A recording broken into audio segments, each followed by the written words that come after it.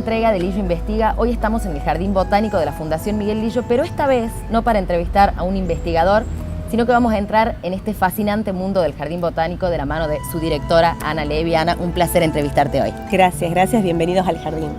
Bueno, vamos a empezar, Anita, haciendo un poquito de historia. Este Jardín Botánico que la gente está viendo, seguramente están pasando muchas imágenes ahora, es el solar en donde vivió y murió el doctor Miguel Lillo, a quien le debemos tanto en la Fundación. Así que haciendo un poquito de historia, ¿cómo se logra que esto siga en pie hoy? ¿Cómo ha sido ese proceso también? Sí, esto es parte de lo que es la quinta de la familia Lillo y que es una parte de todo el legado que nos heredó Lillo. Entonces, esta partecita de jardín toda viva, llena de plantas, se ha ido formando en lo que era la casa quinta, que en ese momento cuando vivía Lillo seguramente era mucho más abierto y despejado con las plantas del jardín o algunos frutales, que fue armado sobre lo que era un bosque, es decir, antes del Lillo y de existir esto había un bosque natural. Claro. Ese bosque natural se tala, se urbaniza, viene la familia Lillo, tiene su quinta, y cuando Lillo se empieza a dedicar a la investigación y nos hereda todo esto, se va enriqueciendo con todas las plantas que van trayendo del campo, tanto Lillo como los investigadores, Schreiter y todos los biólogos y naturalistas detrás de él. Van cultivando este jardín, que es una selva que ha renacido de la mano de todos ellos, ¿no? Y es una muestra, se suele decir que es una muestra, o sea, este jardín de la selva tucumano-boliviana, ¿no? Claro, los jardines botánicos son colecciones de plantas vivas. Bien. Y en esta colección que tenemos hay especies, sobre todo de árboles de la selva tucumano-boliviana o yungas, del noroeste argentino, que tenemos del sector norte, centro y sur, tenemos más o menos unas 41 especies de yungas y después otras tantas 27 especies de otros sectores de Argentina o de plantas también algunos árboles de otros continentes o de otros lugares del mundo, ¿no? Pero básicamente la colección de plantas es árboles nativos de las yungas. Entrando en eso, Anita, justamente ¿con qué especies cuenta el Jardín Botánico? Básicamente, bueno, son 68 especies, 41 de yungas, que representan a distintos pisos altitudinales de las yungas, porque como sabrán, las yungas es desde la selva pedemontana, después tenemos los bosques montanos y la selva montana en el medio, y tenemos una diversidad, por ejemplo, te puedo decir que tenemos especies nativas de acá, tenemos el orcomolle, tenemos el mato, el arrayán, todas mirtáceas, de la parte de los bosques montanos. Tenemos 1 o 2 ejemplares de Podocarpus parlatorei, que es el pino del cerro. Vamos castellanizando, sí, porque la gente no los conoce con los nombres. La gente va a poder encontrar acá en el jardín los árboles con sus etiquetas, con el nombre científico y el nombre común.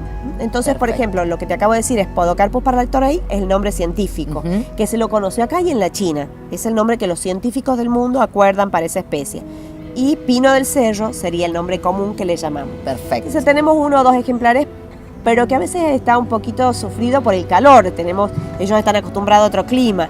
Acá se desarrollan con mucho esplendor las especies que más pertenecían a este piso altitudinal, que son también el virarú, la tipa, el tarco, el lapacho. Y en el medio de eso toda una exuberancia de arbustos, lianas que también se desarrollan. O sea que acá lo que se ve es el potencial que tiene nuestro suelo y nuestro clima. Que es muy importante. Justamente, Anita, ¿cuál es la importancia? Porque bueno, la gente ve este lugar, se enamora, los que vienen, es como la naturaleza en el estado más puro, pero ¿cuál es la importancia de contar en Tucumán con un jardín botánico de estas características, no? Bueno, es muy importante porque es una pequeña selva en plena ciudad.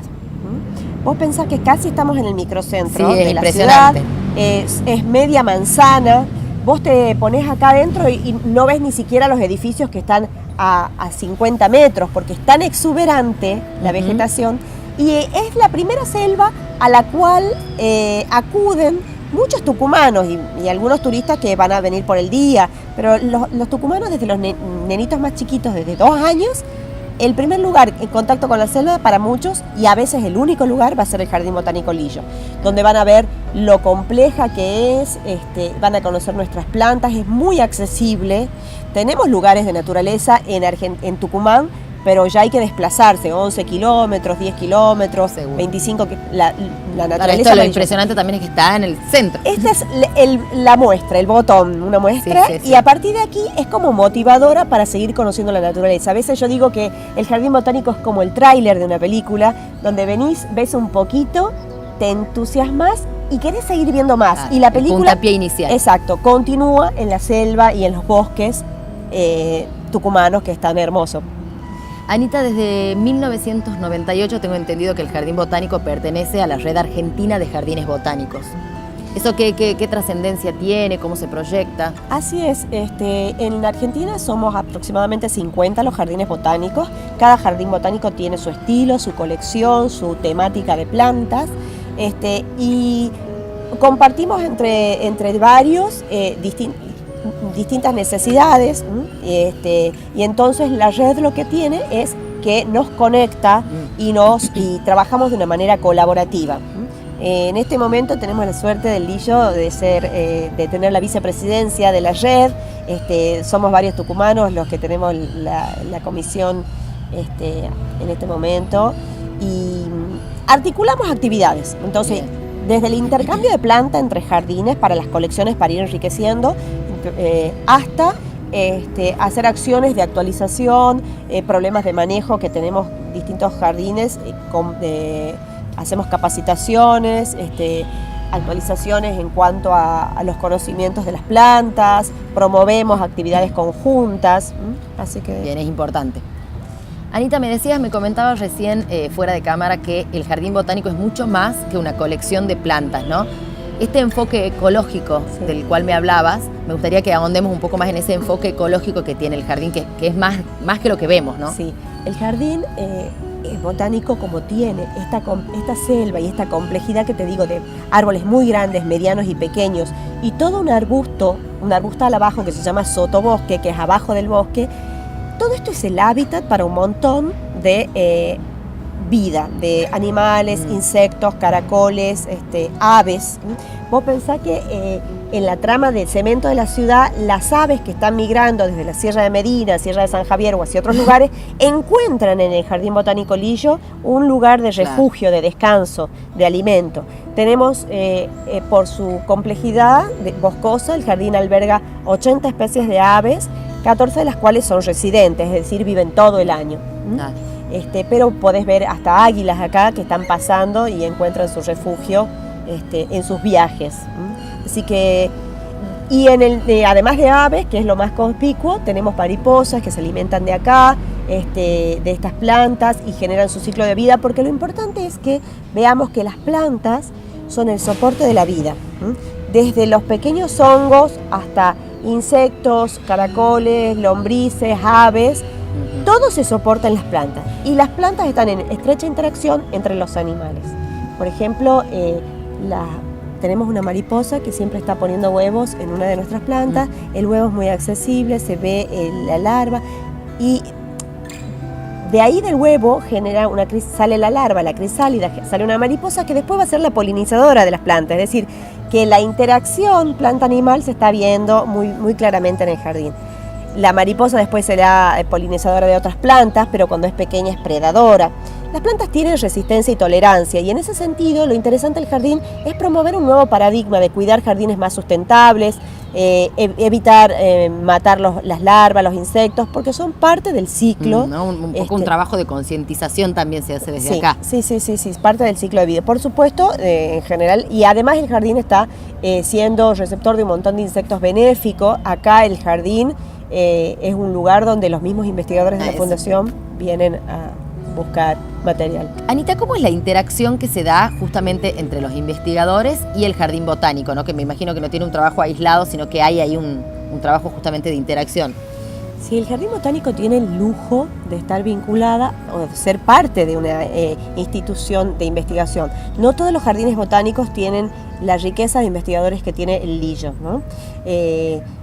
Bueno, entonces el jardín funciona como una parcela de investigación también, por eso la biodiversidad tiene que ser alta, los cuidados son como un jardín silvestre, es decir, evitamos los agroquímicos, los venenos. ¿Por qué? Porque acá es donde están criando plantas los investigadores, que son el soporte de algunos insectos que ellos estudian. Estamos recolectando plantas para que los investigadores alimenten sus crías en el laboratorio y por supuesto esas plantas no tienen que estar envenenadas. Estamos interactuando como parcela de muestreo, sobre todo de entomología. Todo el tiempo estamos... Claro, hay un trabajo aceitado ahí. Sí, en función de las necesidades del investigador. Así viene el investigador, nos convoca y nosotros tenemos personal desde los jardineros o los guías que colaboramos con el monitoreo o alguna labor con ellos.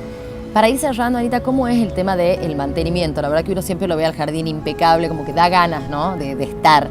¿Cómo es ese mantenimiento en el día a día? El mantenimiento es como dentro del marco de un jardín silvestre.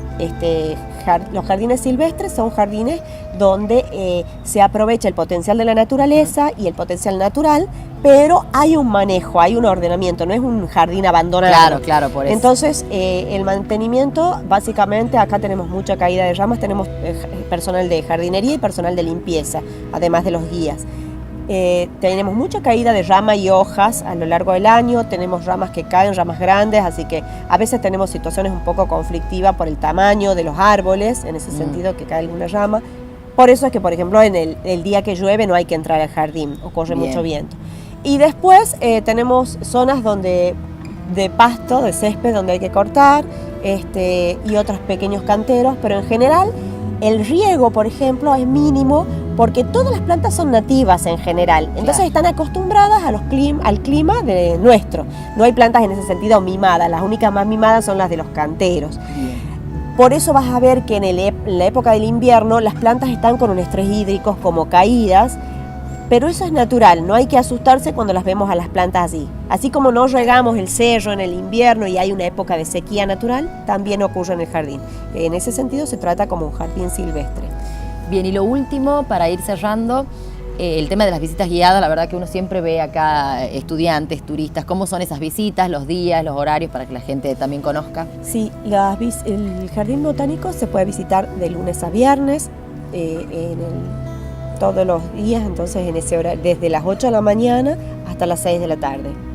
Bien, tenemos siempre visitas, hay guías en ese... Sí, tenemos visitas guiadas gratuitas, generalmente tenemos visitantes escolares, desde jardín maternal vienen niños de 2 años, pasando por el nivel inicial, primarios, secundarios, terciarios, recibimos turistas y también una cosa muy importante del jardín es el grupo universitario.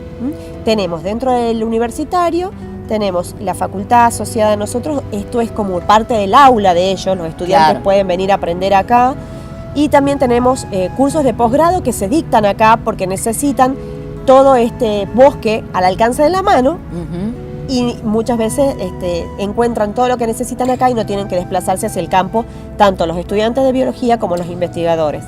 Entonces siempre es una entrada gratuita y podemos también trabajar con talleres, jornadas educativas más extendidas, ¿sí?, en función de las necesidades del docente. Siempre es mejor agendar, hay un teléfono, hay un Facebook, para que los estemos esperando. Muchísimas gracias, Anita, realmente ha sido un placer entrevistarte en este lugar tan lindo. Gracias a vos, los esperamos en el Jardín Botánico de la Fundación Miguel Lillo. Bueno, y con todos ustedes me vuelvo a encontrar en una nueva entrega de Lillo Investiga para seguir descubriendo los tesoros que encierra nuestra tan querida Fundación Miguel Lillo.